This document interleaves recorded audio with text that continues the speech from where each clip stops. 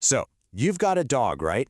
And you've definitely had that moment wondering what on earth is going through their head, especially with all that barking. Well, today, we're going to decode that bark. And stick around, because we're also going to uncover some incredible superpowers your dog might be hiding. You're about to see your best friend in a whole new light. All right, so here's the plan. First, we're tackling that barking problem. What does it actually mean? Then, we'll figure out who you should call for help, a trainer or someone called an ethologist.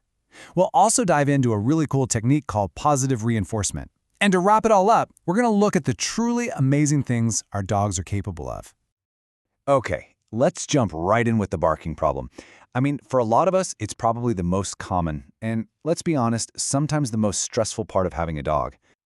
You know the sound I'm talking about, right? That sharp, non-stop bark. Maybe it's at the mailman, or another dog, or, and this is the really maddening one, at absolutely nothing at all. It can drive you crazy, can't it? And hey, if you feel like you're the only one dealing with this, you are definitely not alone. There was actually a study at the University of Bristol that found excessive barking is one of the main reasons for neighbor complaints in cities. So yeah, it's not just a you problem, it's a whole community thing. So this is where we need to kind of flip a switch in our brains. We have to stop hearing the bark as just annoying noise and start listening to it as a message. The real question we should be asking is, what is my dog trying to tell me? Because barking is communication, plain and simple. It's almost always a sign of something deeper going on. I mean, it could be anything from boredom, too much pent-up energy, to real insecurity or fear. Maybe it's frustration, or that tough one, separation anxiety. Or hey, it could just be a legit warning. At the end of the day, it's their way of saying, hey, something's not right here. And there's actually a whole field of science for this stuff. It's called ethology. The easiest way to think about it is like animal psychology. It's all about figuring out the why behind what our pets do. And knowing that why is super important because it helps you decide who to call when you need help.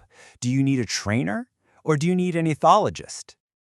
Okay, so this is a really important distinction. Think of it like this. A dog trainer is kind of like a PE teacher. They teach skills, right? Sit, stay, don't pull on the leash. But an ethologist, they're more like a psychologist. They dig way deeper to figure out the root cause of complex issues like major fears, phobias, or that really intense separation anxiety. So one teaches the how, and the other figures out the why. Now, what's really cool is that the best trainers and ethologists usually rely on the same fundamental idea, positive reinforcement. And the goal is super simple. Build a relationship based on trust, not on fear. A fantastic example of this in action is clicker training. It's actually brilliant. So first, you charge the clicker. You just click, then immediately give a treat. Click, treat, click, treat. Your dog learns lightning fast that the click means something good is coming. Then, you capture the behavior. The second your dog does something you want, even by accident, you click and treat. That click marks the exact right moment. And only after your dog starts doing it on their own, hoping for a click, do you add the word, like sit. And what happens? Well, it's a total game changer. Like a lot of experts point out, this whole approach is about building that solid foundation of trust. You're not punishing them for getting it wrong. You're celebrating when they get it right.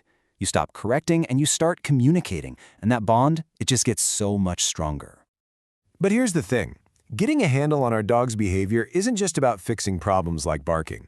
It's the key to unlocking their incredible, extraordinary potential. And I'm talking way, way beyond just sit and stay.